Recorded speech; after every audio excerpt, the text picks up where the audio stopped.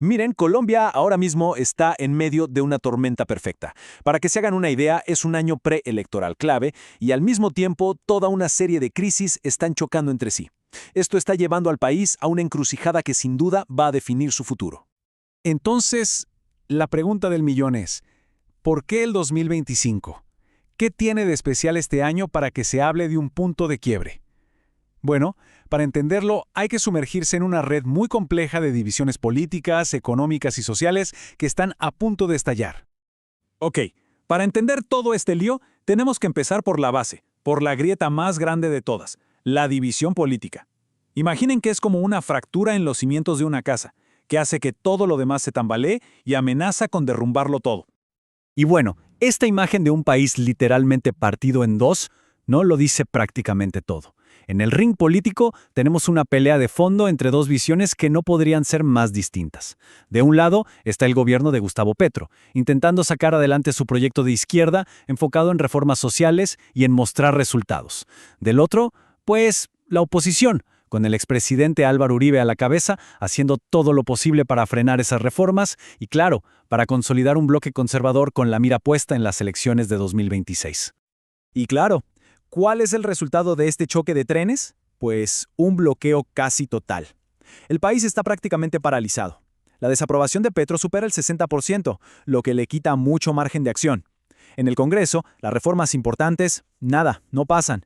Y encima, los escándalos de corrupción se vuelven munición que ambos lados se lanzan sin piedad.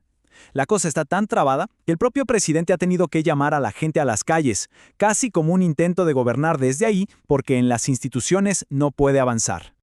Pero ojo, que esta pelea política no sale de la nada, es solo la punta del iceberg. Debajo de la superficie hay otra grieta, una mucho más profunda, la desigualdad económica extrema. Y esa es la verdadera gasolina que está alimentando todo este fuego. A ver, miremos estos números porque son de no creer. Esta es la foto de la desigualdad y es brutal. Según datos de Oxfam, el 1% más rico del país tiene casi una tercera parte de toda la riqueza. En el otro extremo, la mitad más pobre de Colombia, estamos hablando de casi 16 millones de personas, apenas si llega a tener el 4%. Hagan la cuenta, el 1% tiene 8 veces más que la mitad del país junta. Es una concentración de poder económico que cuesta hasta imaginar. Y si alguien se pregunta de dónde sale tanto descontento, pues miren esto. El sistema de impuestos funciona al revés. El 50% más pobre termina pagando una tajada más grande de sus ingresos en impuestos, como 21 centavos de cada dólar que gana. Y el 1% más rico, pues paga menos, como 17 centavos. O sea, el sistema le cobra más al que menos tiene. Así de simple y, bueno, así de injusto. Y mientras tanto, ¿qué pasa arriba, en la cima de la pirámide? Pues la fiesta sigue. Fíjense en este dato. Solo en el último año, la fortuna de las 4 personas más ricas de Colombia creció casi un 60%, un 57.7% para ser exactos. Es este contraste tan marcado, ¿no?, lo que echa más leña al fuego de la polarización. Entonces, tenemos la división política y la brecha económica. ¿Y qué pasa cuando juntas esas dos cosas? Pues las consecuencias se ven en la calle, y son violentas. La parálisis del Estado está abriendo la puerta a un deterioro de la seguridad que ya se siente en todo el territorio. El panorama, la verdad, es para preocuparse. Porque cuando el Estado no está, cuando hay un vacío de poder, alguien más lo llena. Y eso es exactamente lo que está pasando. Desde 2022, los grupos armados han crecido un 20%. Nombres que ya conocemos como el Clan del Golfo, el ELN, las disidencias de las FARC, todos están aprovechando el caos para hacerse más fuertes y controlar más territorio. Y para que quede claro que esto no es algo abstracto, vayamos a lugares concretos. Miremos el Catatumbo, en la frontera con Venezuela. Ahí hay una guerra declarada entre el ELN y disidencias de las FARC. ¿Por qué pelean? Por el control de las rutas de la droga. El resultado, decenas de muertos y más de 50,000 personas que han tenido que huir de sus casas. Ahora, crucemos el país hasta el Pacífico, a Chocó. ¿Y qué encontramos? Prácticamente la misma historia. Ahí la pelea es entre el Clan del Golfo y el ELN. El premio es el mismo, el control de los corredores para el narcotráfico. Y las víctimas, también las mismas, miles de personas atrapadas en medio, teniendo que abandonarlo todo.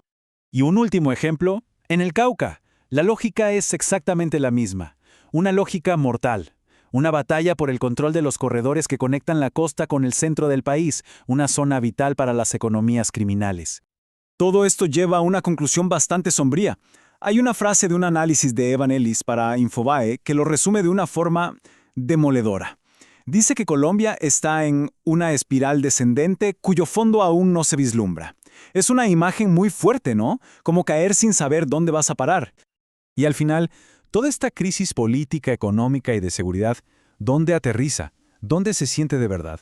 En el día a día de la gente. Y quizás en ningún lugar es más evidente que en el sistema de salud. Aquí es donde el colapso del Estado se convierte en una cuestión de vida o muerte para millones. Miren este número, porque es un grito de auxilio. Más de 270,000 tutelas solo hasta noviembre de este año. Para quien no lo sepa, una tutela es lo último que queda. Es ir a un juez a rogarle que garantice un derecho básico como la salud. Piensen en eso, cientos de miles de personas teniendo que demandar al Estado solo para recibir atención médica. Es la desesperación hecha cifra. Y detrás de cada número hay una cara, una historia. Escuchemos lo que dice Doris, una paciente que recibió un trasplante de riñón. Sus palabras son un golpe de realidad. Ponen en evidencia lo que viven miles de personas a las que simplemente no les llegan sus medicamentos. Y que nadie piense que son casos aislados. No, esto es una falla de todo el sistema. La propia Procuraduría lo llama un deterioro progresivo. Lo irónico es que a veces el gobierno interviene a las EPS, que son las que administran la salud, y la cosa se pone peor para la gente. El problema es tan gigante que hasta la Corte Constitucional tuvo que meterse. Se calcula que las quejas van a superar los 2 millones este año. 2 millones, un récord absoluto. Al final, todo se resume en esto. En la idea de que Colombia es un país con un potencial enorme, gigante, pero para millones de colombianos hay un abismo entre la promesa de lo que podría ser y la dura realidad de un Estado que no cumple. Una brecha que cada día se hace más grande y más dolorosa. Y así, con todo esto sobre la mesa, volvemos al principio. Tienes un país partido en dos, con una desigualdad que ahoga, con la violencia creciendo y un sistema de salud que se cae a pedazos. El escenario es complicado. Y la pregunta que queda flotando, la que definirá todo es, en medio de esta tormenta perfecta, ¿qué camino van a elegir los colombianos en las elecciones de 2026?